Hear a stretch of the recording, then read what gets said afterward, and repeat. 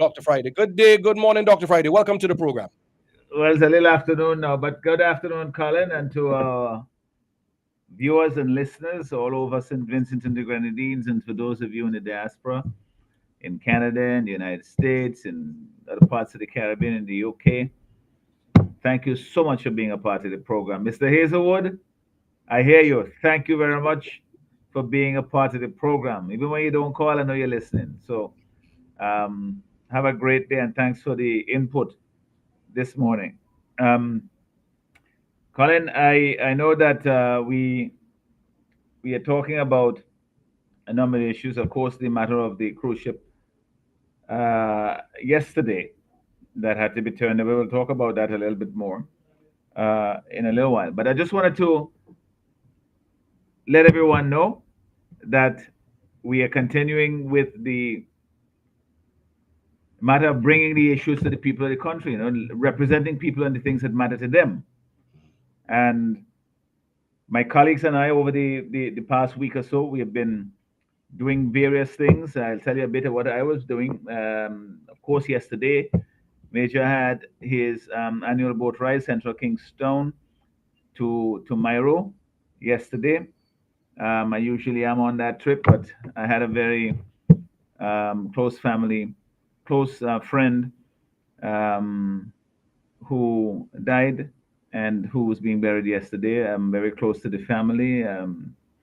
He's the father. His name is Leroy Joe. He was the father of one of my campaign, my long-term campaign chairperson, Nicola, who herself passed away um, a couple years ago. And I was there lending support to the family yesterday. And um, so that is why I was unable to make it on the trip. But I know that it was a wonderful, it always is. And well done, Major.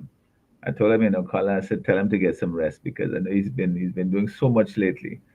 We all have to do the work, and we do it in our own different ways. I have been last week various parts of the constituency in my own constituency in Northern Grenadines, and back when we had some really heavy rain on Friday night. I mean, remarkably heavy rain for about 4 or 5 hours straight. Very, very heavy rainfall, and that caused some damage to retaining walls and land slippage here and there. And on Saturday, I went down to Patchett Farm, La Pompe, to see what had been what the damage was. And in some places, up in Broad Road, up the hill there, boy, very steep terrain to begin with. But some of the retaining walls are two areas: one an access road, two for persons living higher up the hill. That the retaining wall that created the access road fell down, and really is going to be a problem for people passing there, and so that needs to be repaired. And I hope the authorities are paying attention because it was storm damage. Another home further up the hill, Mr. Garbett Olivier, his wall fell down as well. And then, of course, on the main road in that pump, the retaining wall right next to Stoney Hayes' shop below um, Burnett Olivier's house, which fell down into the road and blocked it, partially blocked the traffic at some part. And yesterday, as I was heading to the funeral, I saw that the tractors were out clearing it, and by the time I came back in the afternoon from the funeral, they had cleared it. So um, that was appreciated. But the work to repair it, of course, has to be done urgently because the hillside is it's loose and it's steep, and that is something that, again, I hope the authorities pay attention to it because it's right near to the area, Colin, that we call Bluff Road, that you hear me talk about so many times. It was just up from there, and I also um, drew attention to a section of the road there, which the government had said that they were going to fix. It's above, below, again, Sonny, here's a shop, but going down towards, there's a church down below it. And the road is completely broken up. There's no retaining wall. A section of it um, had a landslide there some years ago. And that whole section of road is just, an accident waiting to happen. And I hope that it doesn't happen, that attention is given to it before the road actually slides away, and that if it were to slide away, that nobody would be, riding in it when it happens. But it's an area that definitely needs urgent attention, and the heavy rainfall that we had on Friday night, um, really highlighted the urgency and the importance of getting that done. And as I said, the government, they had said that they were going to fix that some years ago. At least a couple of years ago. I'd asked a question about it, and they said, yeah, they're gonna fix the road all the way from there, going down towards where the old clinic was, and then come over an area we call Broad Road, and come back around to where Panel garage is. And this is something that the government said that they would do. It really needs to be done. Looking at that road there, it's almost impossible now. And the when you have bad weather like this, it draws attention to it and creates a crisis situation that they like to come and jump into these situations and say that they are responding to a crisis when really a crisis can be averted. And in this situation, where at least a couple of years ago, I asked the minister responsible, which is Montgomery Daniel, about fixing that road and that the area we call Broad Road from where the old clinic was in Paget Farm, and then going up the hill, then coming across back to the main road where Parner's garage is. And that is something that needs to be done. The government, they said they would do it. They had the estimates done. They had preparatory work. I was told for sure it was going to be done. That was over 2 years ago, and nothing has been done. And it just tells me that this government, they continue to make promises and grand gestures, and then when it comes to actually performing, they fall short a lot of the times, and often with very serious consequences. Because there's some areas when the damage occurs, then the roads become impassable. People can't get in and out, and sometimes the real risk of danger and to injury to people and to their vehicle and their property. So again, I'm calling on the government, Bragsa, the minister Montgomery Daniel, to follow through on his promise and fix that area in Paget Farm, the area they call Broad Road, which he said a couple of years ago that they were going to fix. And then up the hill where the retaining wall fell down and impeding, blocking, or at least preventing access for people, really dangerous, especially when it's wet, to try and pass the area now that has been damaged. To also to pay attention to getting that fixed because people can't get in and out of their homes. In these situations, this is where government comes in and say, people can't do it for themselves, so we're going to assist. Or whatever assistance that the individual villagers will do, that is something that will contribute to getting the work done as soon as possible so that people could continue to use it. And I know that there are other places around the country where that similar damage was done. You can't just go and look at it and do an assessment and then come back and say, okay, yes, it needs to be done, and then do nothing about it. And that is unfortunately too often what happens under this present administration. All of it is just talk, talk, talk, and no real delivery for the people. Empty promises don't fill bellies, and don't fix, homes, as we see that is happening down in the southern Grenadines, in particular in Union Island, where homes have been damaged during the passage of Hurricane Beryl, and there's still no assistance. Government businesses have been damaged, no assistance. And even in Beckway, there's no particular two persons in Friendship and area that who's well, there's one or two, but two of them who have specifically mentioned to me their situation. That where I'd expected that some work had been done to assist them, but they have received none, one no assistance at all, and one very little assistance from the government, which well incomplete. So you can't really call it assistance because he's still in a situation where he's in he was moved from a shelter and he can't really function properly in the area that they put him. And they said that yes, they were going to assist him, and nothing has been done. So what the hell is going on? These if you can't help people when they're in urgent need, where do you need government for? And these fellas, they keep promising and promising, and they fail to deliver. And just Colin, if you look around the entire country, you see the state of dereliction, the roads and the drains and the bridges and all of these things in terrible shape. And they just go about and they're hoping that something doesn't happen. But of course, you can't predict the weather, and the forecast is that over the years coming that we're going to have worse weather. So we had to prepare for them. We had to make the necessary adaptations, which means fixing things that are broken and expanding and improving things that we can to avoid risk and damage to people, individuals, and their property. And they're not doing it. All they're doing is talking, and they're not delivering. So that is something that I believe that the people in this country just fed up with. I had a conversation with a gentleman not so long ago, well, last week, and his concern is that, I mean, who is really running the country? What is happening? Basic things that you expect to be done are not being done. Or they start a road. Look at the road down in Edinburgh, for example, by the hospital, going up to Fort Charlotte. That started since 2017, and I'm told, Colin, Hmm. how long does it take to do? If you really put yourself to do it, it'll take 6 months to get it done. And they've been doing it now since 2017, and it has not been done. The tourist season is here. I went over at Fort Charlotte just over a week ago to see what the access, because taxi drivers are complaining to me. They see me, they say, listen, we fed up talking, and so add your voice to this. Tell them fix it in, because we want to be able to have this as a short drop so that people can go, you make $1. But the road is in terrible condition. The access bridge is has not been repaired, and the fort itself, they've been doing work on the inside of that and on the outside. I mean, it looks like it's abandoned.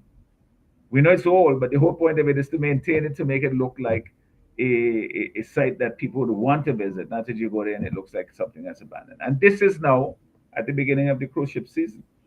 The cruise ship, they're bragging that we are going to have more calls this year than we had last year by two, and that you have over 370 calls or whatever the number is.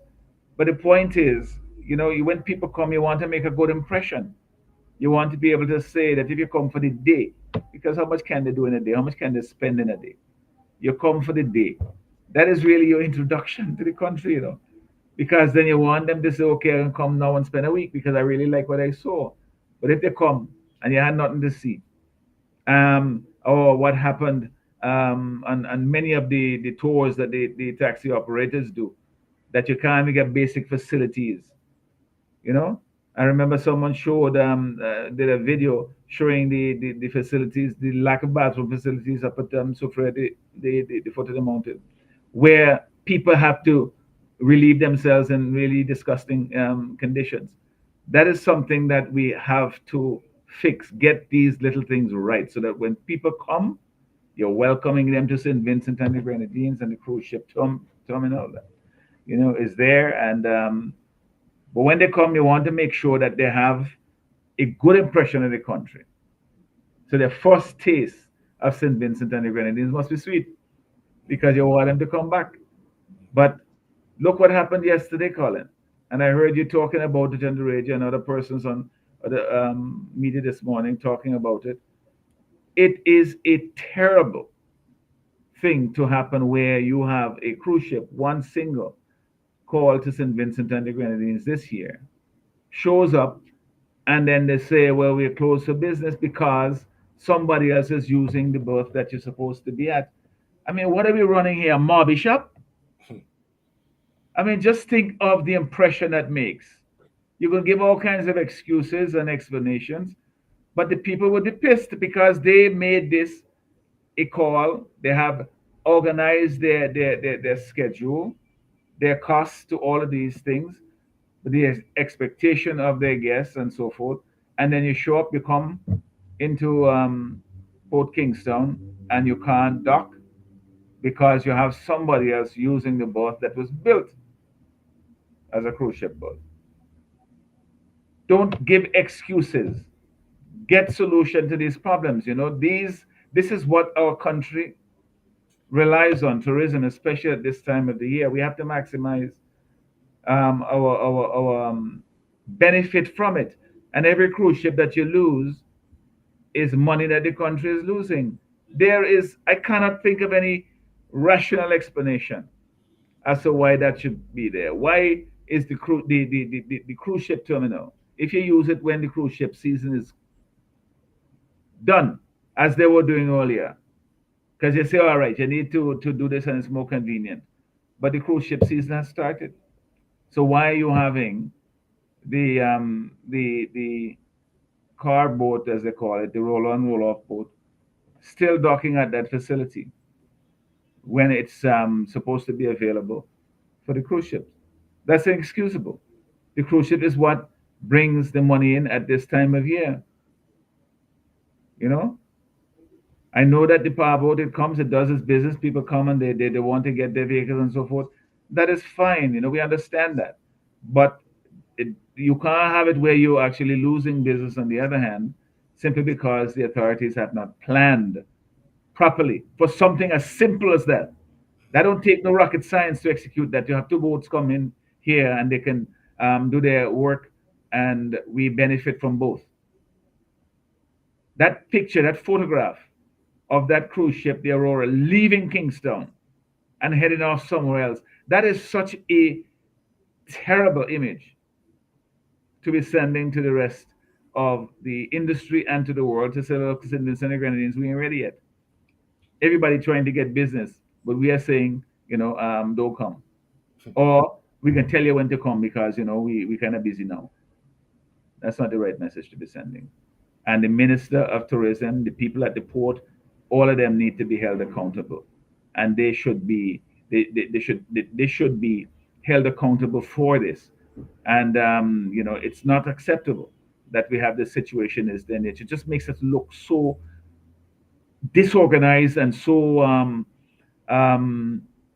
unready and so backward, quite frankly, in St. Vincent and the Grenadines. All a big talk, and we can't even. You have other countries like St. Kitts and so they had 3 and 4 cruise ships at a time at their port, and here in St. Vincent and the Grenadines, you know, they never take any effort to try and expand or do anything with the cruise ship berth up there. In fact, they're just leaving it, just slap a piece of paint on it here and there and using it for all kinds of other things. And that was built, Remember how much they maligned that facility? Now, when NDP built it, and when Left Hand Lenny came and mashed it up, some of them rejoiced. And I told them that. I told them about that in the parliament the other day and said, oh, no, that ain't true, that ain't true. Of course it was true. Because of what? NDP built it so it had no value. Well, we see now that it has tremendous value. We see now the foresight of James Mitchell and the NDP that this has actually become one of the principal economic, infrastructure to St. Vincent and the Grenadines, and now it's being used for other things. The point of the matter is this: when we have something that we've invested in, we have to try and build it up and make sure that it works. You hear me the other night? I was up in North Windward. We had a meeting there on Thursday evening, Thursday night, Chapman's Village, and I want to thank the people who came out. Rain was threatening and so forth, but people came and they were there and they stayed till the end, Colin, after 11 o'clock. I'm so grateful that they were there and listening very intently.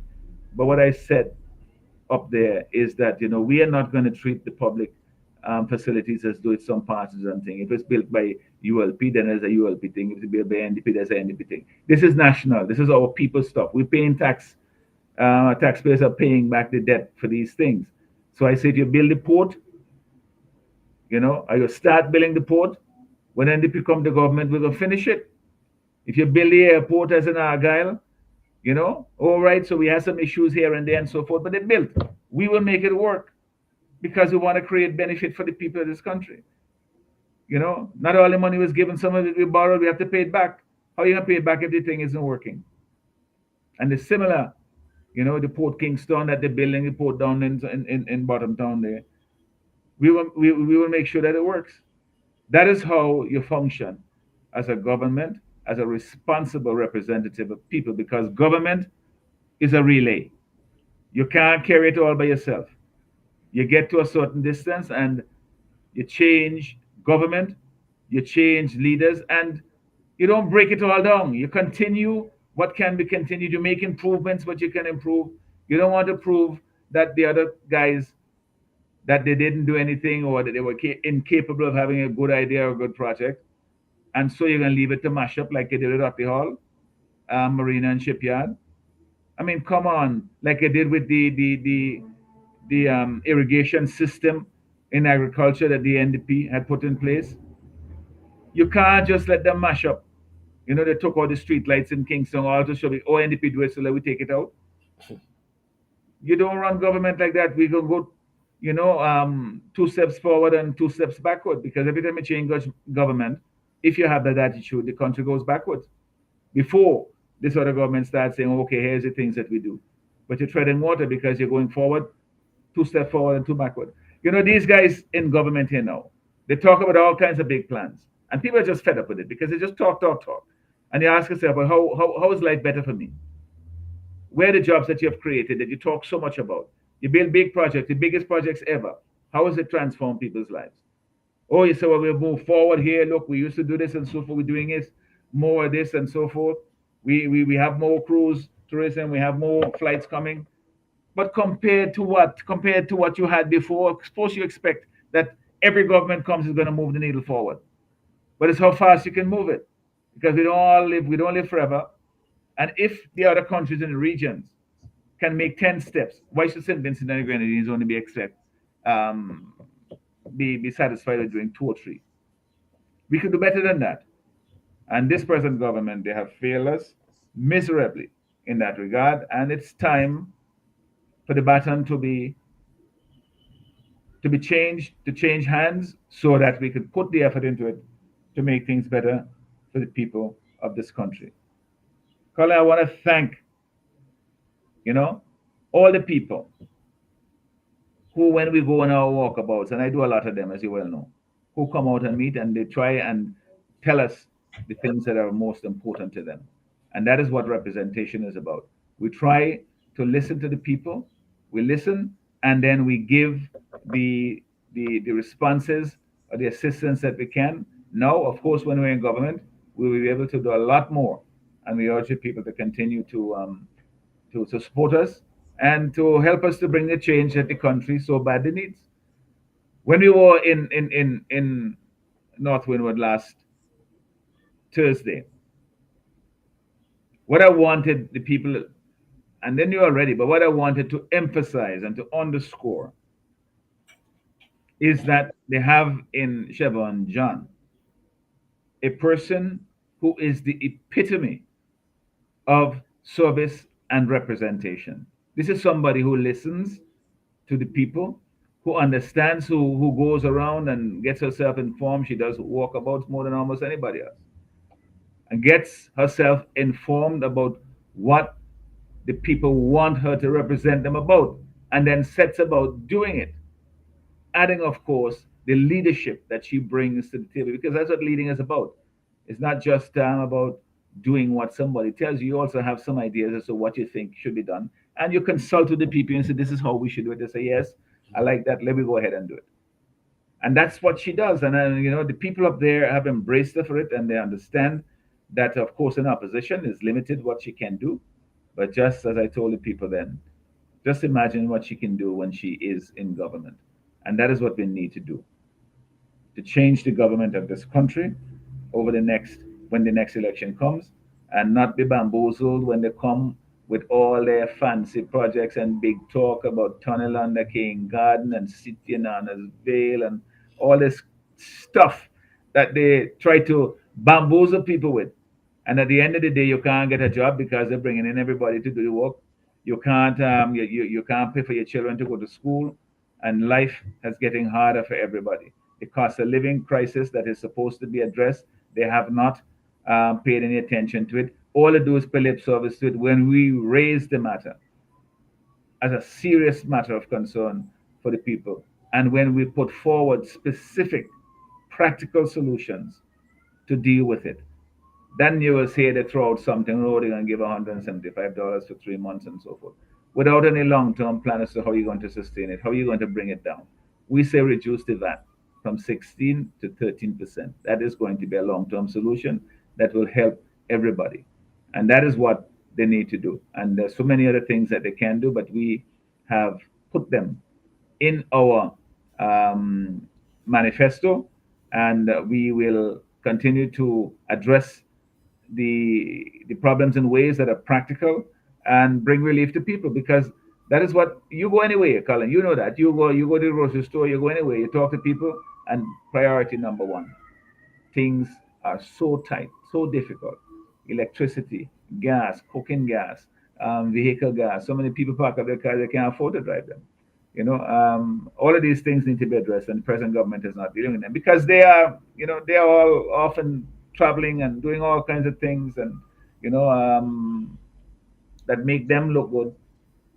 But meantime, the people in the country here don't feel good because they're catching hell. Mm-hmm. All right. Those are some of the things that we have to deal with, Colin. All right. We're at 12:30 here in St. Vincent and the Grenadines. We're about to take the commercial break, and of course, when we come back, we will be rejoined by Dr. Friday here on the program. We'll open up the phone lines so persons can call and interact with us, raise your questions, your queries, your concerns with Dr. Friday here on the Newtimes program. So, Doc, we'll take the commercial break, and we will come back here on the Newtimes program. Stay with us, ladies and gentlemen. We'll be back after this.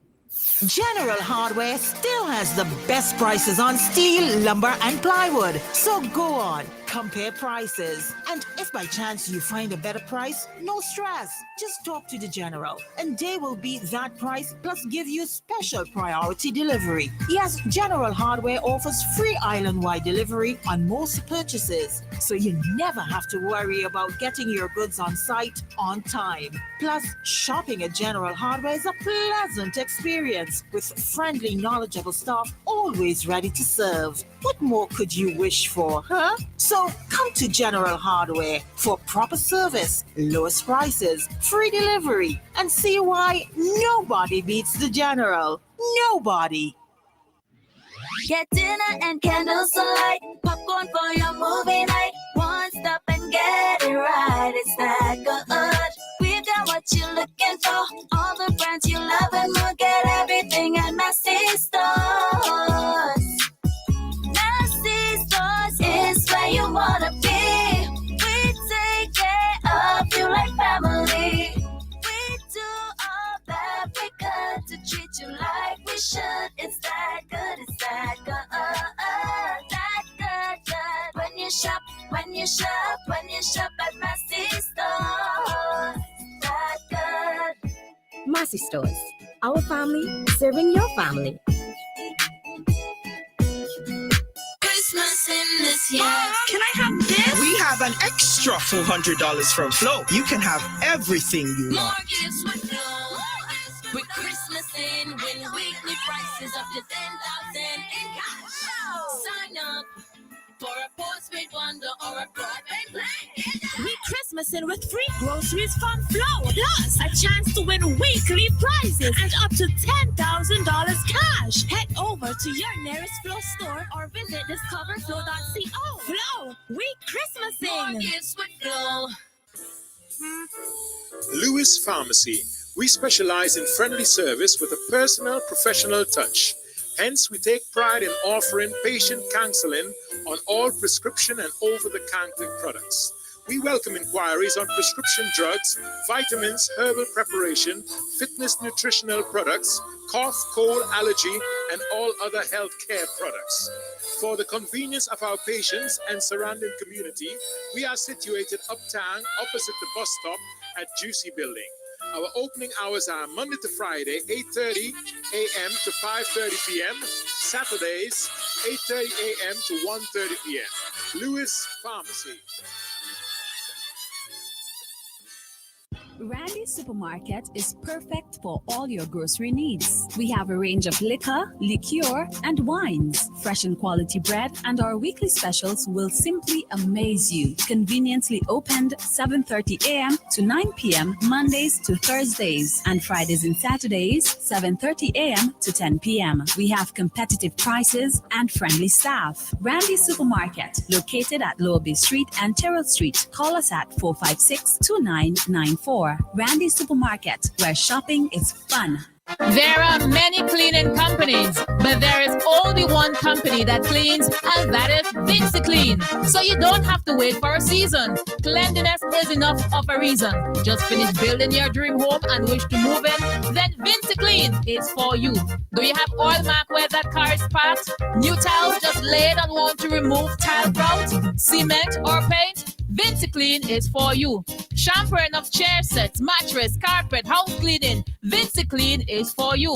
So whatever cleaning you need and for the best prices and quality on the market, telephone 431-1360, 457-1649. VinceClean, VinceClean, VinceClean, the best in service.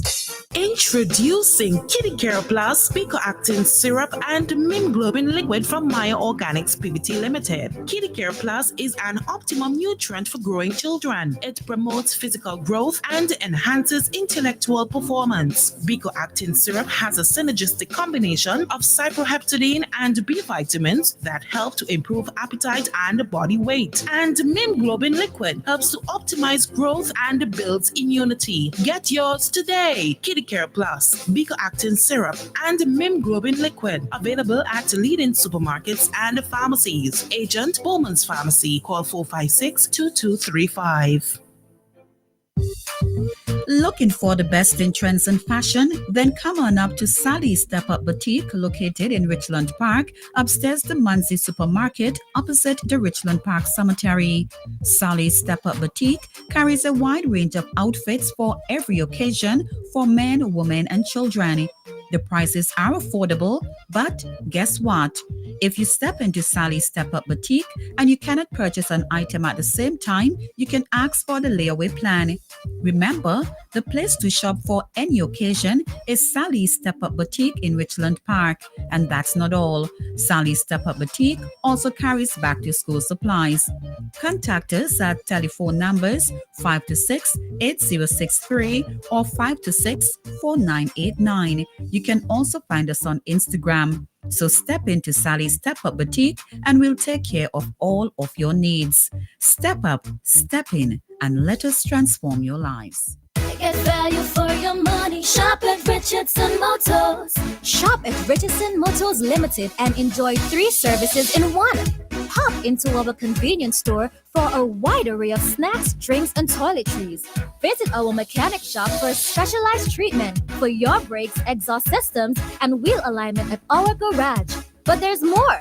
When you shop at Richardson Motors, get a free oil change service, clean, high-quality fuel, or shop from a wide range of automotive parts and accessories. We are conveniently located along the Arnesville Main Road. Drive on up.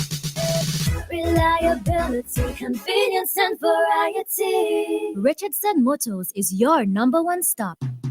CK Grace and Company is the #1 supermarket. 100% Intention. The Intention Supermarket. We've got more of what you're looking for in multiple locations to serve you more and more. In business now for over 50 years, and you will always save by shopping right here. Oh yes, we're #1. CK Grace and Company, and we are Vincent John's, a supermarket for you and me. Since 2012, we have provided reliable, professional dialysis services in St. Vincent and the Grenadines. We are now proud to offer you new solutions for your health problems. Each new solution is being delivered to you with the same high degree of care and professionalism. We also use the best technology in the delivery of our services. So, does your doctor need a precise view of what's happening inside your body? Let us perform an ultrasound for you. Ladies, if it's your breasts, then choose our mammography service. For all issues related to men and women's health at any stage in your life, our team can perform the necessary investigations to put your mind at ease and recommend solutions for your problems. If it's to see within your chest or check for broken bones and fractures, then use our state-of-the-art U-Arm X-ray service. For you aging men and women, we can now check your bone density, which will reduce any complications that may arise with overall bone health, osteoporosis, or arthritis.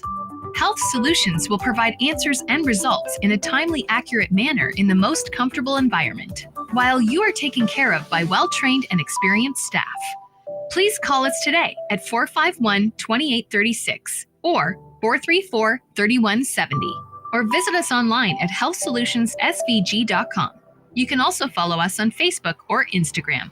Health Solutions, where we are providing solutions in SVG with care.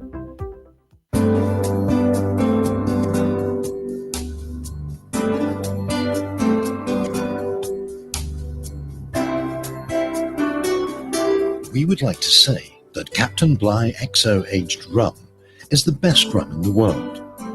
And now we can. Voted the world's best rum at the World Rum Awards 2014, Captain Bligh XO Aged Rum.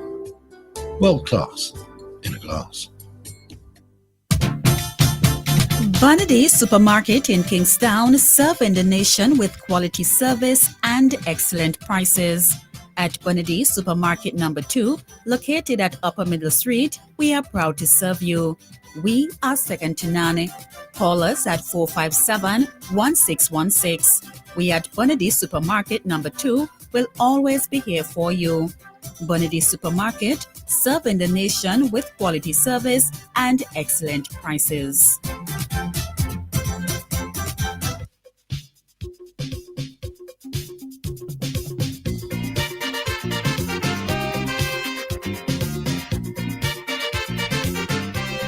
Welcome back to the Newtimes Program, ladies and gentlemen.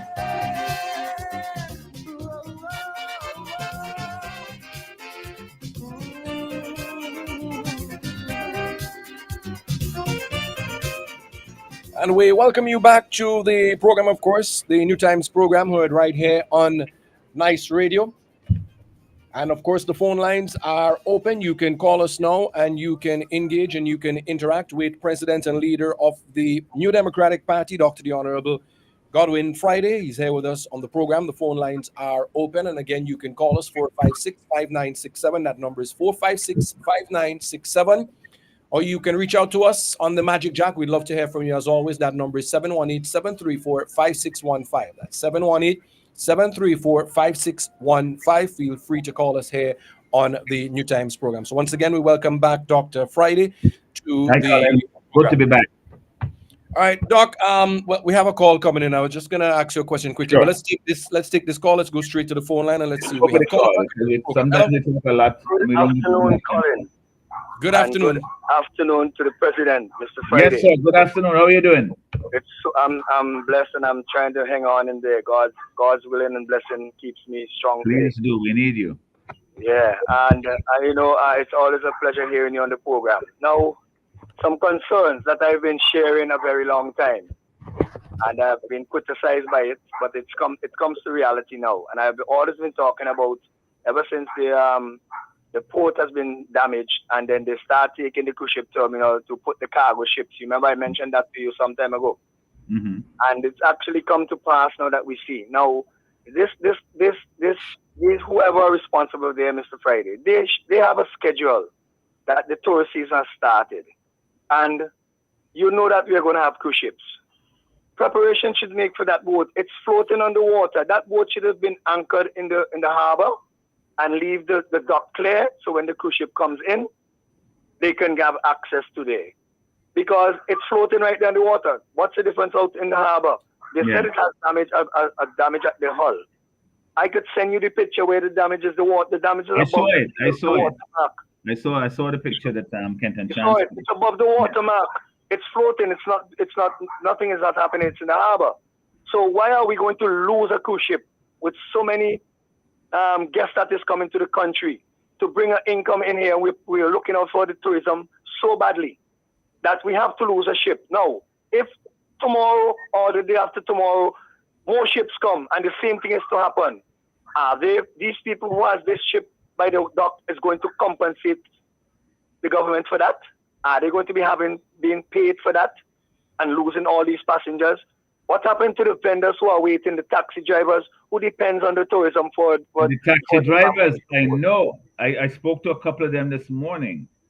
And right? This is a halt on our tourist industry. We have built a cruise ship terminal for cruise ship capacity. And look at what is happening. When I talk about the docking of the cargo ships over, people laugh. You know what I was called by one guy who calls and he's a troublesome maker. I wouldn't call his name, but he said I'm the complainer. I said if I'm the complainer, I would have been doing like what the guy named Patches and all of them guys. I'd be singing and I'd be bringing out the issues in my song. But I speak about it because I'm not a singer. But look at what is happening. You can remember, Colin, I spoke about the overhang trees when I used to say how the country looks shabby with these overhang trees.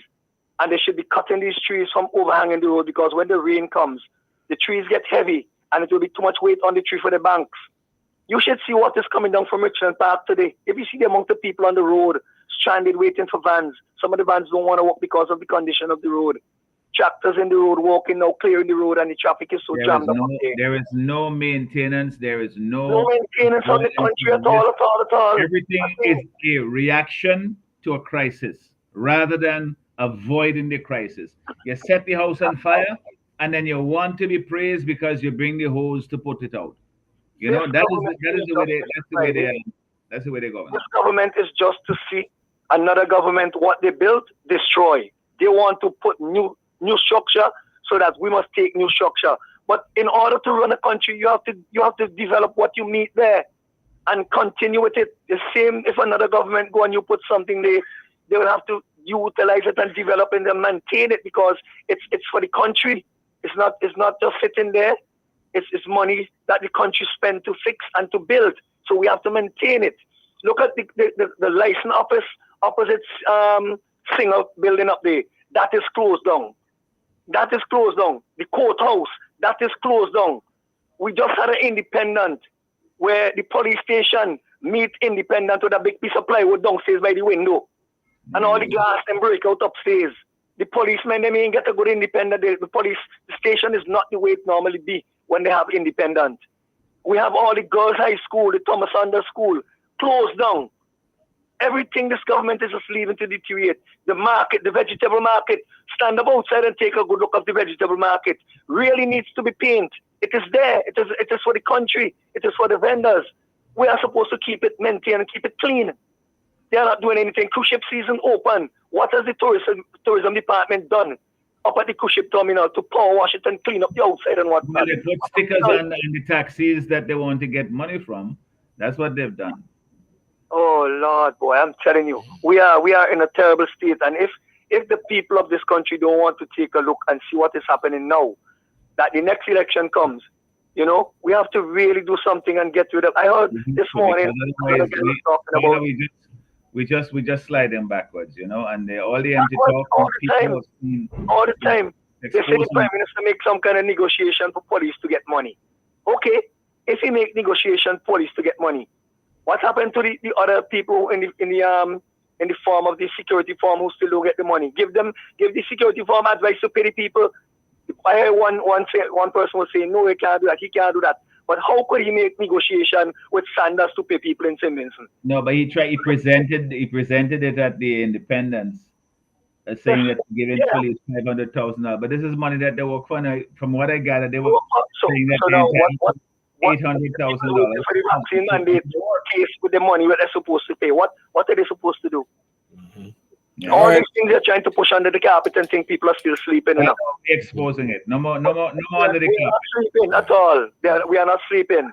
All right. These are things we have to hit them on. Colin, thank you for your We have to hold this government account for a lot of things that are happening. You're right.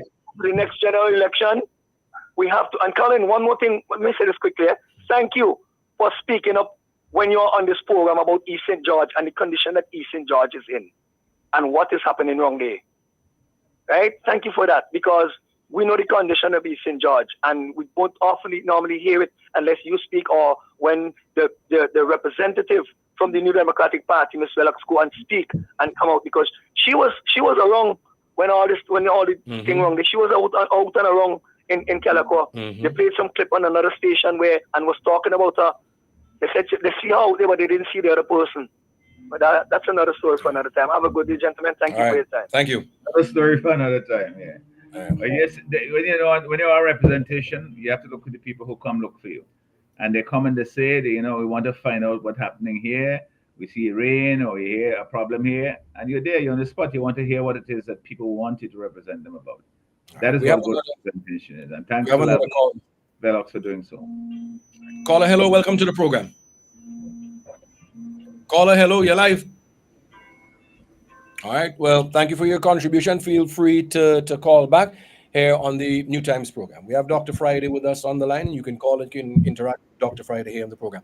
Dr. Friday, Charles raised a good point, and you're always concerned about tourism in this country. Are you worried about what we're seeing now playing out at the cruise ship terminal with this damaged cargo vessel? Are you worried about the impact that this may have on the ongoing cruise ship season? Because we're hearing until it is fixed, chances are that it may still remain at the port, and this may turn away possible other cruise ships going forward. Are you concerned? Another boat. That would be lunacy. That would be madness.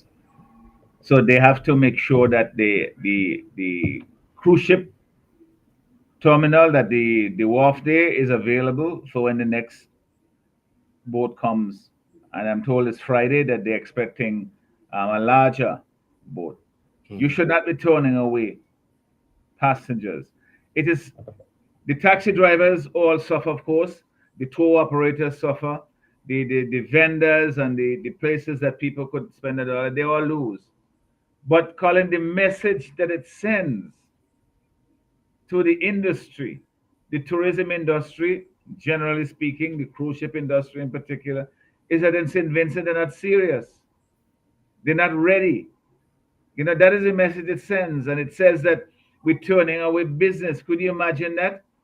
If you own a grocery store and somebody coming in and say, well, listen, we don't need any more business because, you know what? Cashier go and take a break. So come back another time. No, you got to serve the customer when they come to you. Here you have the boat coming in. They already booked this. That this is their only call for this season. They come in and you're telling them they come, they've already showed up. And you say, no, we can't accommodate you because we have another boat using the berth that you are supposed to be berthing at.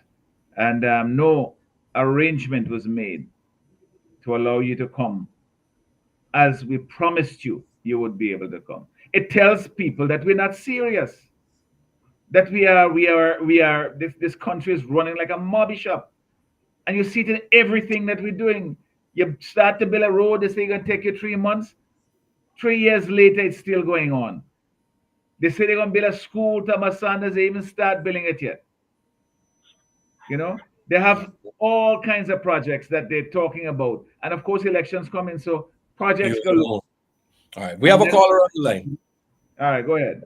All right, caller, hello, welcome to the program. Hello? Yes, welcome. Yeah, I just want to ask Dr. Friday a question. Dr. Friday, is it that the 15 days registration still on? Yes. So why all you can't ask that this removed? We have asked many times, my dear. And not only us, the supervisor elections, the observers, the OAS and so on, we've raised this issue, but the present administration is not changing it. So why all have to be, when they come with anything to sign, when they say beneficial week to week, all shouldn't sign, because if they can't... We have to sign. That's the law. It's in the law now. There's nothing to be signed. What we're saying is to change it. But you're quite right. No, I mean, when they come sign, where they're going to get money to do this and do that. I don't mind that. But they should be able to ask them to move this 15 days registration. We have, as I said, I've written to the supervisor of election. We have had people from the observers who come in and the election. All right. So Carla, you're raising a very, very important point. But don't let that dissuade you, because we also, during that period, the late registration period, the difficulty is verifying the people who are, being registered and so forth, to have the time in which to do any checks that you need to. But just be assured that we have mechanisms in place, and we're doing our very best to make sure that the elections, when you vote will be counted. And all you have to do is come out in your numbers and vote.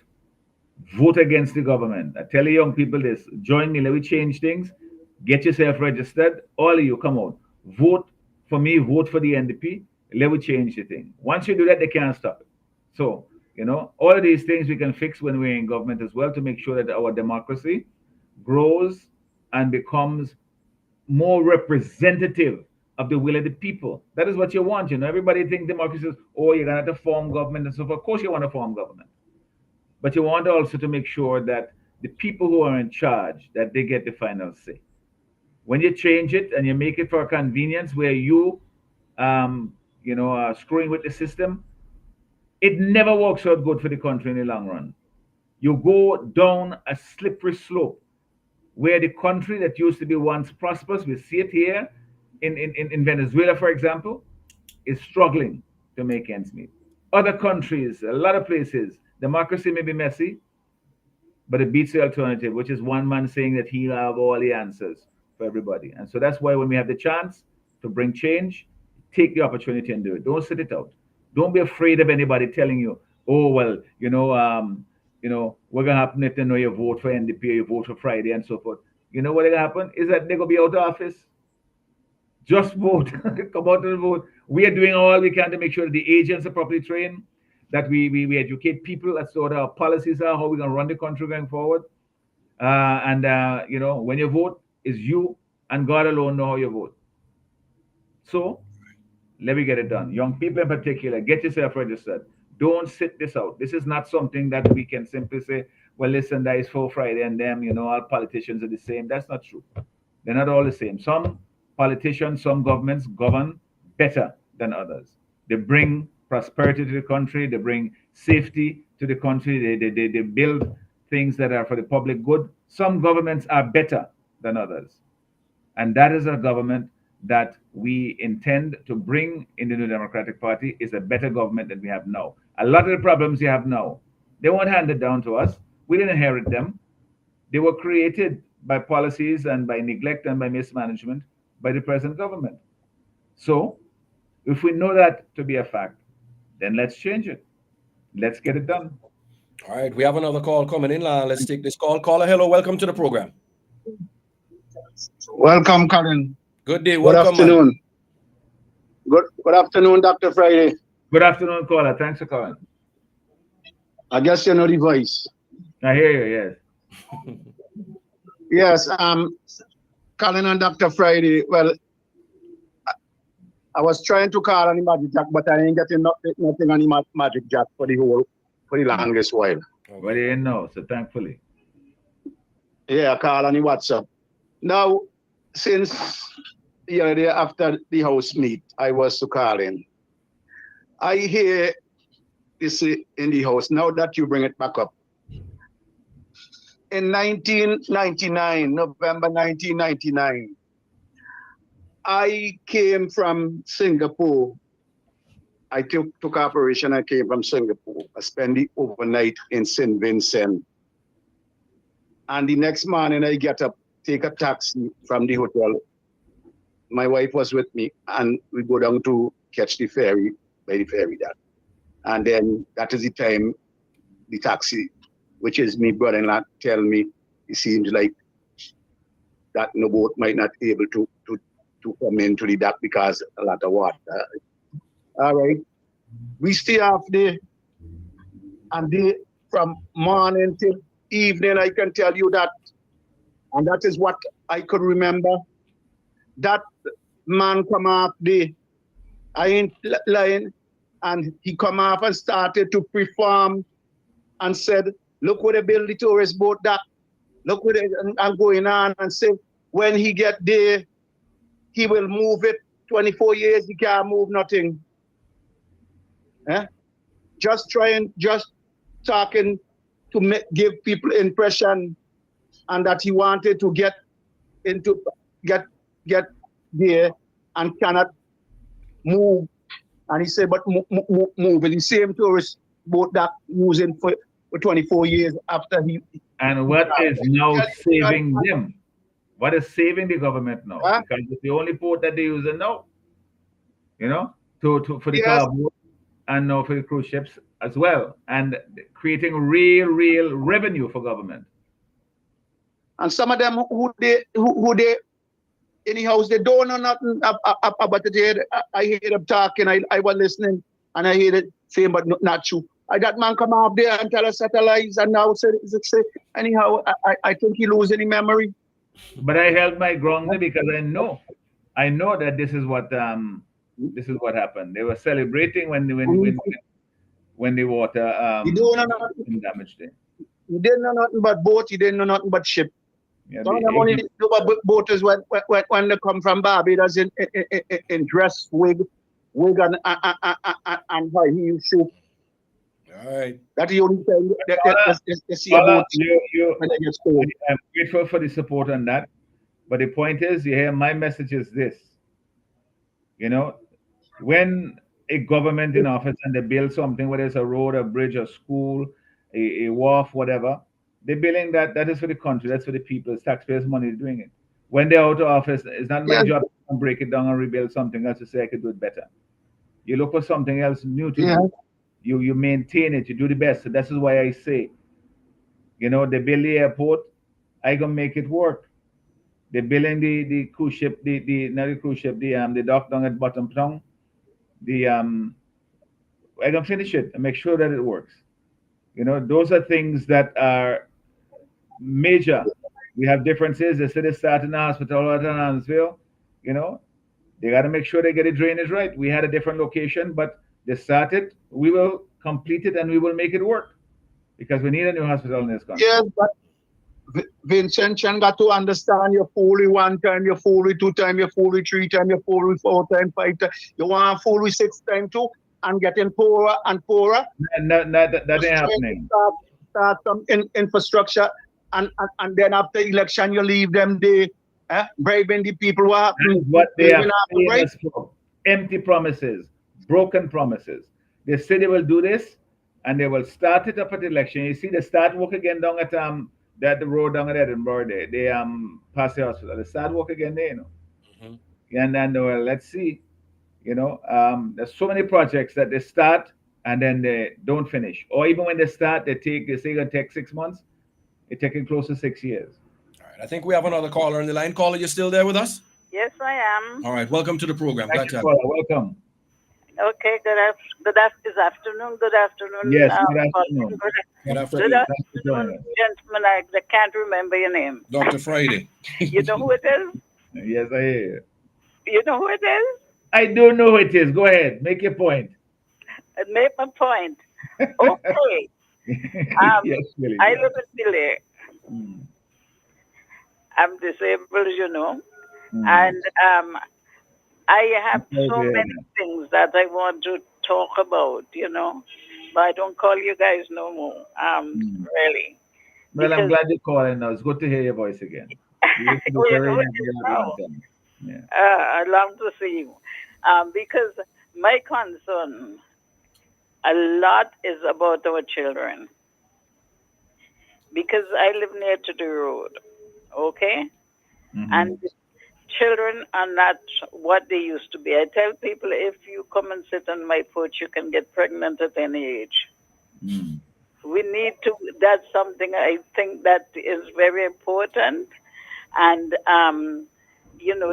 we have to bring up the children. I don't have to still saying grace and prayers and things like that, like we old people did. That's one. Number two, as a child, we had a complete medical center in Villiers. We had a resident doctor. We had a resident pharmacist. We had either 4 or 5 nurses. Now we have none. And if somebody gets sick, and the time when my mother was alive, that we used to take her, I have to call the ambulance, and she used to be crying until she get to Kingston because of the roads. And I would. This But is the roads haven't improved. The roads are getting worse. I said the roads are getting worse and worse all over the country. I know they're bad, and again, I pray God that will, He will send someone there.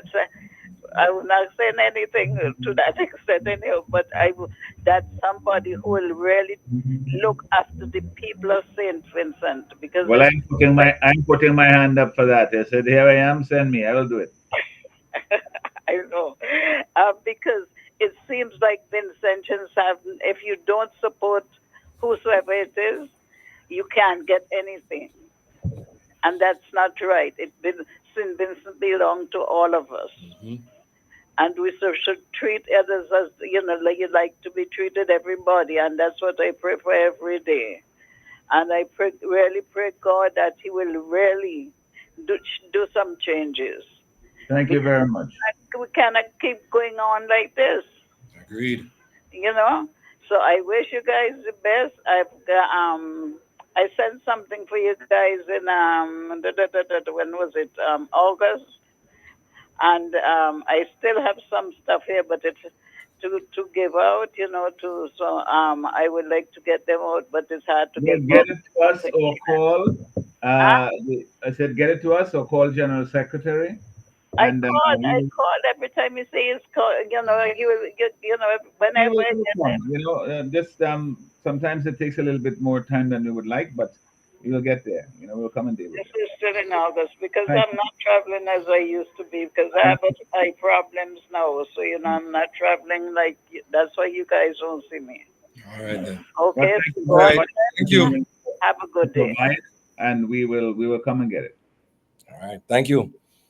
We're at 7 minutes after the 1 o'clock hour, Doc. While we're talking a lot of the serious politics, we're getting ready to head into the Christmas season, the annual President's Awards dinner and dance.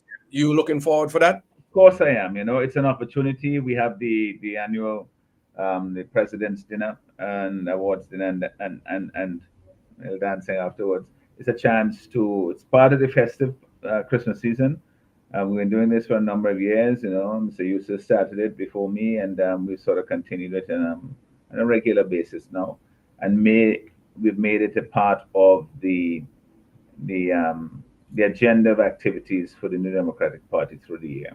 And in the year, it's a chance for people who want to make a contribution to the party because it's a fundraising event to be there, but it's also a chance for us to just gather, at part of the festive season. In the year, we've all been working very hard to get the message out there and to reach people. And this is a chance for us as well to get together and to share and to chat and to,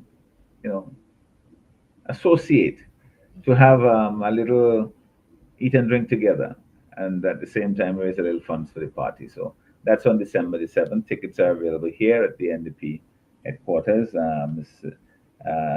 Duan Hathaway, our treasurer, is spearheading that effort, and so of course you can get tickets from her. You can call at the office here, and General Secretary Brenton Smith will also have tickets available, and other persons will. So please, only 200 tickets, so grab them soon because December 7th. Don't wait until then to get them. All right. We have a caller coming in. Let's go to the phone line. Caller, hello, welcome to the program. Good afternoon, Colin. Good afternoon. Good afternoon to Dr. Friday, my Prime Minister. Caller, good afternoon. I think I recognize that voice. Again, a lot of familiar faces and voices this afternoon. Thank you for calling. Yes, good afternoon. I want to call and talk about the crime issue in our country. Yeah. The number of crimes that are taking place, and there is no solution. There are no remedy. It seems like the government does not know what to do when it comes to crime.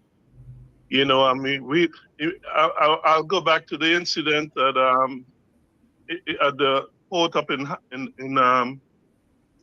the Beckway Walk, where several people lost their lives. The police stated and they told us that they have certain evidence and they could not give it out. They could not tell us what was going on, and that they were going to get to us within another couple of months or so. It's probably over a year. About the multiple shootings in Kingstown near the Grenadines Wharf a year and a bit ago. Yes. Yeah. Okay. And also, a good friend of mine, and you also know him. He lost his life, and it was caught on video. And until today, no one has been held accountable for that. The And police the is not problem giving is, out there. my friend, they And have these about are some concern. such a high percentage, more than half the homicides in this country are not nobody's held accountable, nobody's arrested, nobody's charged, and so forth. And that is almost like license, to people to do that. And we hope that the authorities will become a lot more effective in doing so. If they can't manage it, then get assistance, bring in people from outside to help us to solve these very, very serious crimes and that are wrecking our country. Well, I suggested that in a radio program, and we have been sanctions who head up units throughout the Caribbean and elsewhere. Bring them in and have like a round table and ask. I mean, it's not nothing is wrong with asking for assistance, because these experts, I should say, they're experiencing crime, and this should be able to help us if give us some ideas, sit down with the government who is in office now and talk about issues and how we can solve these crimes. I mean, Yeah, it's just something needs to be done because you can't have a situation where, the vast majority of the homicides, we're not just talking crimes, we're talking homicides. Crimes in general, the situations are different. I mean, take about Pretty Alaska with people thieving crops and animals. Nobody's ever held accountable. There's anybody to investigate them. So the farmers just give up. exactly. Yes. I mean, last week we had 3 people get shot in the Peter Mountain, and no one is talking about that. I tried to address it on another program yesterday, and a lady, and I'm not gonna call her name, but she's practically threatening me because I said nobody is speaking about crime, and she said I'm a raw fainter, and she's Oh practically my, ridiculous. told But me. the truth is, let me tell you the situation. The attitude of this government is when we say, listen, for 2 years in a row, if you have record numbers of homicides, 2 years in a row, and it didn't just jump, it jumped from 42 or 43 up to 55 the following year. And here we are on course, we have over 41? 41, yes. So we 41. have a situation where, nobody's saying, oh, we don't break that record already, 41. We did that 2 years ago. Come on. This is not And something yet, that we and should yet think the about police, being the normal. police, the police are, It's a and terrible yet the problem. You police don't are want to call it a still crisis, but it's a crisis. Yeah, no, I was saying, yet the police are telling us crime is down. Crime is down, and yet and every week somebody is getting killed. But Well, yet crime crime may be is down. down, but not in St. Vincent. They're probably talking about some other location. Right. All right, Yeah, so caller. those are my concerns. Yeah, Yeah, those but are my thank you very much. concerns. Because I The think crime, I think has been censored. I think has been censored. We need to speak out and speak out on these things. but thank you. All right. All right, thank you. Thanks for bringing it back on the front page because you're quite right. What happens is nowadays people don't even bother to seem to be talk about them. You're quite right. You know, you had the shooting in Pittsburgh. Some people say they didn't hear about it like two days after. And whereas these things used to be, it's so shocking that as soon as it happened, you know. But now they seem like they become running mill. They're just one more thing that happens, and some people get resigned to it. They say, "Oh, yeah, crime everywhere. Friday, what are you gonna do about crime?" The point of the matter is, look at other countries around the region. Their situation is not as bad as ours. So what happened to ours? How about it? I mean, the situation is that we have policies. We have a situation in the country where the government doesn't seem to think that this is a serious issue, and the police they don't feel like they're accountable to the public to say this is where we are with these homicides. This is how we continue to investigate. Give you assurance that something is being done. Instead of just simply after 3 or 4 years pass, it's like it didn't happen. Nobody bothered and moving on to the next thing. Can't have it that way because then it just gives people license to do it. Dr. Friner, I know I keep asking you this question, but it seems like it's going to be a monumental task for the New Democratic Party to fix a lot of what has been left run down in this country. When we talk about infrastructure, we talk about healthcare, education, crime. I mean, how are you and your administration going to tackle this when in office? Colin, the first thing we have to do, you got to make the country a viable country. You got to get the economy going. You have to have productive sectors that are working. You have to have farmers who are farming because agriculture is viable. So you got to have agriculture strong and vibrant that is creating revenue for farmers and tax revenue and all kinds of other revenue for the government. Tourism. You can't have this situation with tourism where you have this kind of it seems like a reluctance to embrace the tourism as an important part of our economy. We have to build that up. We have to have an economy, as we say, that has the four pillars that we will build: agriculture, tourism, the blue economy. That is fixing, getting our fishing industry. We are an archipelago. We have more water amongst our country than we have land, and tremendous resources that we can be using in a responsible and sustainable way.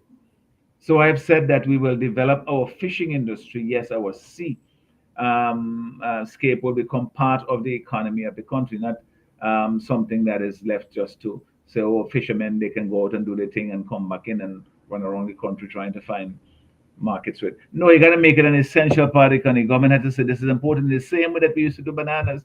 We have all these systems in place to help the farmers to produce. We have to do that for our fisher folk so that we can have a thriving fishing industry, which is part of the blue economy. And that involves as well the yachting industry to bring it back. We used to be the leading country in terms of yacht visitors. We're no longer. St. Lucia and Grenada have overtaken us.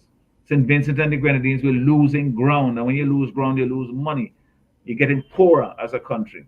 And so our population is declining. Or people are just getting, every time they meet an off ramp, they get off. They go on somewhere else. And they're not just going to the United States and Canada and the UK, They're going to other countries in the Caribbean because the grass is greener even closer home than they are here in St. Vincent and the Grenadines. And so you have to ask yourself, why? When you have all these fellows with big mouth and big talk in government, why is it that people catching hell? Ask yourself, you're better off now than you were 5 years ago or 10 years ago? If you're honest, you would say that no. Yeah, there are a few people, they have their card and so forth, they're riding on the gravy train. They will always, their bed will be better than three sides, and they'll be driving in SUVs, and, whatever happens, they go on overseas to get vacations and medical treatment. But most of the people in the country catching hell. Cost of living squeezing and crushing them. So you have to put money back in people's pockets by those measures. But it comes from also creating an economy that creates jobs. So we have also what we call the new economy, which is having all of those things: the creative industries, music, sports, handicraft industry, the call centers and information technology, all of those things that we can exploit and develop as best we can and create maybe a 2 jobs here or 5 jobs there, or whatever, getting all these craft industries up, getting the artists to maximize their potential. You have successful artists that bring name recognition to St. Vincent more than you and I can, Colin. Sports athletes, they succeed, name recognition to St. Vincent and the Grenadines. And so we have greater advertisement from them. So we should be using that. And I know that our athletes are quite capable of doing it, but we don't have the infrastructure in place presently to give them the opportunities they need. All right. I think we have a caller on the line. Caller, you still there with us? Hello? Yes, please. Welcome. Very best. Good afternoon. Good afternoon. I have a concern, Dr. Friday, that I really want to air. Last election, when I went to vote at the distillery, the waterworks, there was a lot of people there, people who I don't know. I'm living in my village for all the years. And I was watching, there was a big crowd. Some, they different, they stand up different place. So there's a lady who have a lot of boots. I went to her and I asked her, I said, you know these people? She says, no. But she says, them, they down the so they come from Chester. She was naming who come from Chester, who come from Byra. And then another lady was there and you say, them over there so come from Park Hill, they come from South Rivers. And it have about say 60 somebody people was there to go and vote. So I went to the police and I asked the police, I say, Constable, these people are not from Georgetown, not from Caratal, Georgetown, over there. And then I say, and they come here to vote. The police say, I can't do anything about it because the name is on the list. And because the name is on the list, they will have to vote. So I don't know how you all can really do something about that. But it's my concern. The amount of Well, you're quite right to have, your to make sure that the process of the election process, the electoral process, I should say, is one that we can rely on and trust. And believe you me when I tell you, this is even why. Georgetown. Yes, Georgetown people wasn't supposed to come over here and vote. well, listen, And there was a lot of them there where I see. yeah, if they are registered, the point is to make sure that we Police tell me that. monitor the registration process, and also that we have proper agents in place that persons know that if they vote illegally, that we will know that they do, and that we will seek that they will be held accountable. But the best way in which the best insurance against that is to get as many people as possible that want to vote the government out, to vote for NDP, don't sit it out. Come out and vote. Let's get the numbers up there. Let's get many, many people. Let's get a landslide and take the campaign. Really That is come what out to vote. so encourage everybody. Don't be discouraged. Don't feel that you're voting counting. Don't think that they can thief everything. They will try to thief everything, but they will not succeed all the time. God is good. And God is good. And we are putting things in place to ensure that we do our very best to minimize the risk of that. And when we do that, and then we also have on the other side people saying we want a change and we're getting registered and we're coming out and we're voting our numbers, the change will come. Trust me on that. Okay? Okay then. Have a blessed day. You too. Thank Thank you. you. And thanks for raising that. I understand your concern. All right. 22 minutes after the 1 o'clock hour, we're pretty much on the home stretch here on the Newtimes program. Please feel free to call and engage and interact with Dr. Friday as we get ready to bring the curtains down on the program. We're going to take as many calls as we can. We have another caller. Hello, welcome. Can't we have cameras at the polling station when there's election time? I'm just asking a question quickly. This is not something that we ordinarily have done, but certainly you can't have it where people are voting. But certainly on the outside, I don't see any reason why. And the inside, On the outside, because I think if there are cameras on the outside, people who are intending to come into different districts or areas to vote, that will hold something on them because we'll have evidence. And listen, the other thing is to everybody have a camera in their pocket too. Well, So there we go. That is part of the. Because remember, you might take it out to do something, and they have some police who will tell you you can't. Once you're outside and you're not advertising and you're a certain distance away from the point, there's a free country you can do to demonstrate So that. I just call back to let people know this is something that you can do, and I'm glad that you explained it the way I wanted it to be done.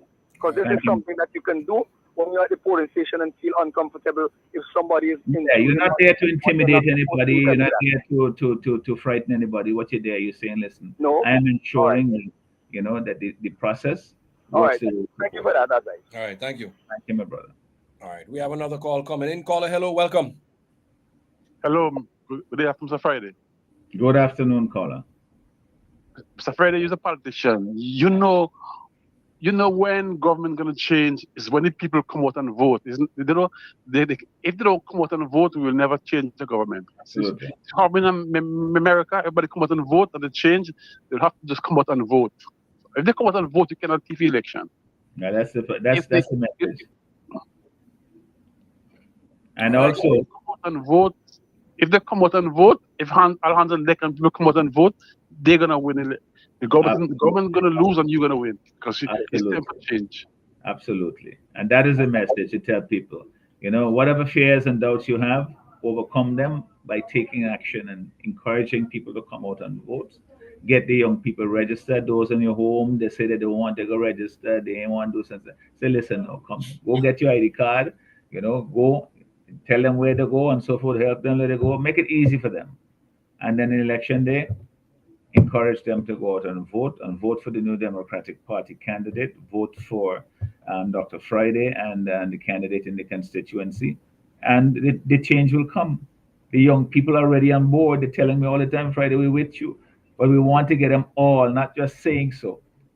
Let me see you get your ID card. Go and do it, because at the day when it comes, no matter how much I talk on this radio program, no matter how much I talk in a platform and so forth, when the day comes to vote, I only have one vote like everybody else. You know? So I will do my part now, encouraging people to do so. On the day of election, I will go and cast my vote. And everybody else must do likewise.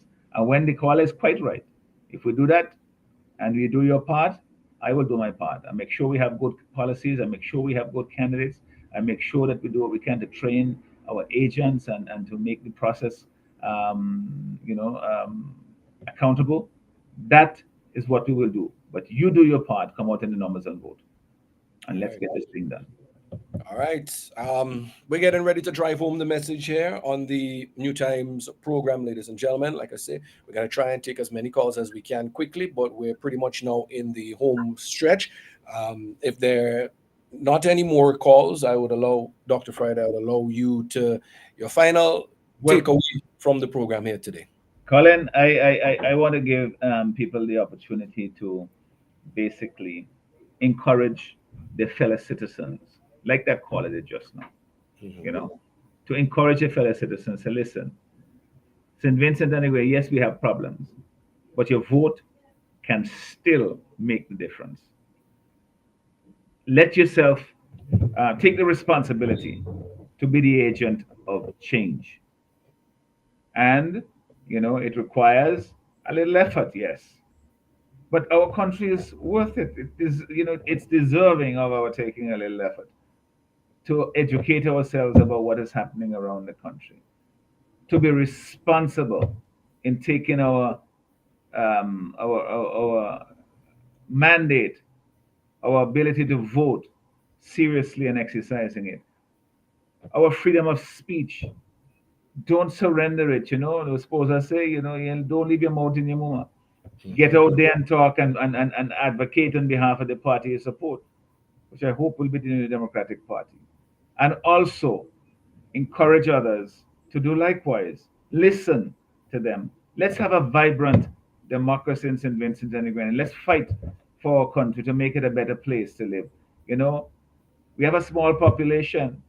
Think of it as being that we are precious in this world. There's only so few of us. Let's be a light in the world. Let us make this space in which we live, St. Vincent and the Grenadines, the land in which we live, prosperous enough to sustain us, the population, to give hope to our young people, to know that they can have a decent standard of living here in St. Vincent and the Grenadines, and that they will be able to succeed in their own ambitions here. We can't all, just simply abandon here and hope that it's going to work out for the best. We all have to give it our effort. There's some people who are abroad, they pay a lot of attention to what is happening here. You have a little rainfall here and embankment fall along here, they're sending something home to go and fix it. That we need. There are people here who they help young people who are in I'm just reminding somebody, I asked for some soccer shoes. If anybody else out there listening, there's some young people in Burley, they asked me some soccer shoes, and I want to get them. I want to make sure I deliver it to them. So this is something that we all can do as well, by helping our young people to do the best they can, whether they're in sports, they're in school, and help them with the means. Sometimes the parents, they're struggling, they want to write 8 or 10 subjects, but they have to find the money to go and pay. We say when in government, we will pay those fees, and which is what should happen. You can't say to somebody, you have free education up until you get to Form 5, and the big exam you're supposed to take it till you're on your own.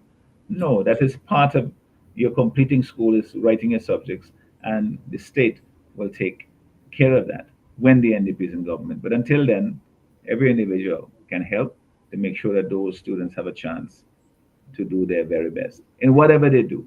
The sports and athletics and so forth, we have said that we will introduce a program, which we call the National Athletes Program, where persons who have been identified in the various disciplines, of having the potential to be outstanding athletes, that they will get support from the state.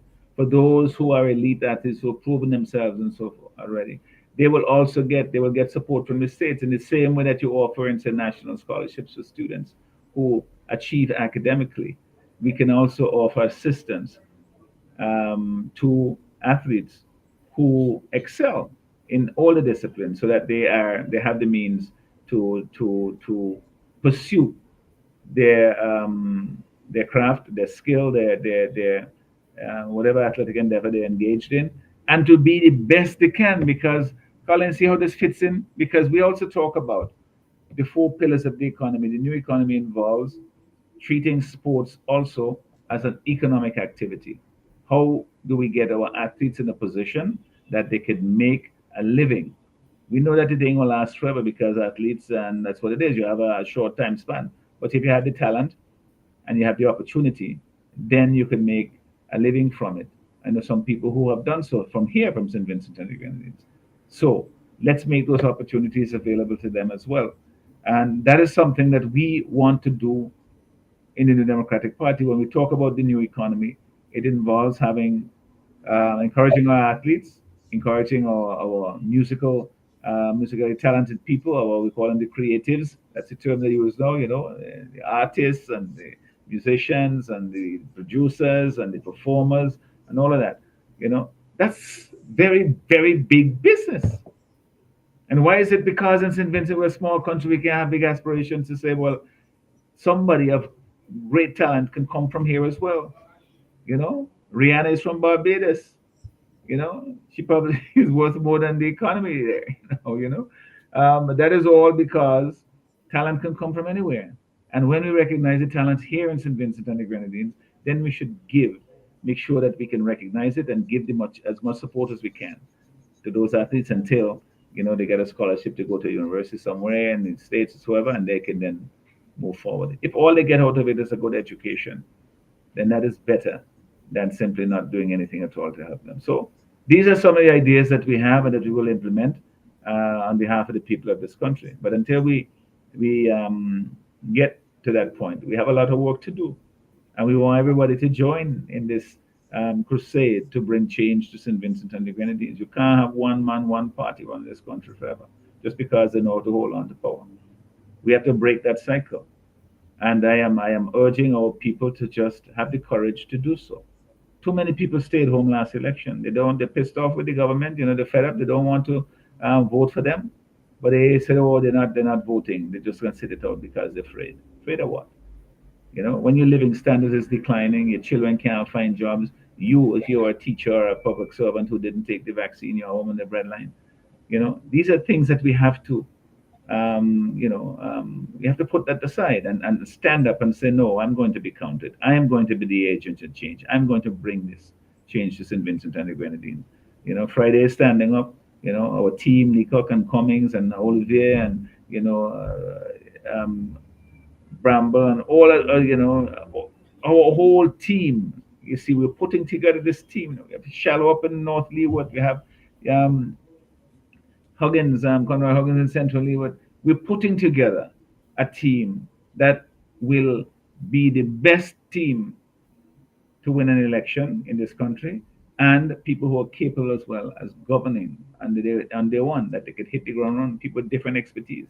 That is what is in store for this country. Not no one encyclopedia and tattered old copybooks. We have a team of people of talented people with experience that we're putting together, who are capable of winning elections, but also capable of governing. And they're not there just for the sake of their own personal ambitions. This is there for the country, and we got to believe that. If we don't believe that, then you don't have the heart to put the fight into it. And I know more and more people, when we talk to them, they say, yeah, Friday, we want to get this thing done. But. I said, put aside the but. Just get it done. Let's get it done, I'm ready to put the effort in. Do likewise. If all you do is show up at polling station on the day of election to vote for the New Democratic Party candidate, then do that. Some people will do more. as they come into being. You know, people, they don't always go out on the radio and do it publicly and so forth, but they reach out to me and they say, "Listen, we want to get this thing." Just today, you know, I walk in by in town. I come from the boat. I say I walk into town today. Sometimes I get people to pick me up. I said, "No, today I'm walking into town," and it's just be so rewarding. A man meet me say, "Boy, you know, Friday, come here." I go over baby. He say, "People all over the world are changing government, so let me make sure we do this here in St. Vincent. We will get it done, and you play your part, and certainly I will play mine, and we all have to do it." All right. I want to thank all of our listeners for being a part of the program. You know, you inspire me, you encourage me, and I hope that it's mutual. I want us to create a better country in St. Vincent and the Grenadines. We are capable of it. We are not a country where you have, you know, over 40 people being murdered every year. We are not a country where, you know, people are so poor that they can't send their children to school. These are things should be in our past, not in our present and our future. We're not a country where you have children with 10 subjects and 3 or 4 CAPE and associate degrees, and they come out of school and they can't find a work for 2 3 years, not part time. No, we can do better than that. We can do better than that. And that is what I want to do, is unlock the potential of our people. And we'll talk more about this. I'll give some more examples of how it was done in the past under an NDP government and how this government changed the whole approach to governance. One where they're controlling everything, they're the drivers of everything. And at the end of the day, all they do is to just take you down a blind alley, and people find out far too late that all the grand gestures and talk and so forth delivers very little. We now are going to trust the people and liberate that and get them involved in their own developmental process. Trust the people, and we will get things done. We'll get further ahead. That's what was done in the past. But we'll talk more about that later, Colin. Thank you very much. For all of you who were listening, thank you so much for being a part of the program. I look forward to engaging with you again. Certainly next Monday, but hopefully again sometime during the week. And when you meet me on the street, you know, come up and say hi. Even sometimes I look busy and so forth. It's true, but I will still have time to talk to you. I enjoy that. Thank you so much. All right. Thank you very much. And there you have it, ladies and gentlemen. You just heard from the president and leader of the New Democratic Party, Dr. the Honorable Godwin Friday. He joins us each and every Monday here on the Newtimes Program. That brings us to the end of the program today. I was your host, Colin Graham, and as always, it was a pleasure being here with you. Until next time, tomorrow, God's spell, we'll be back again with you on another edition of the Newtimes Program. And as always, may the Most High continue to guide us and protect us all, especially in these trying times. Do have a wonderful and safe day. Stay blessed.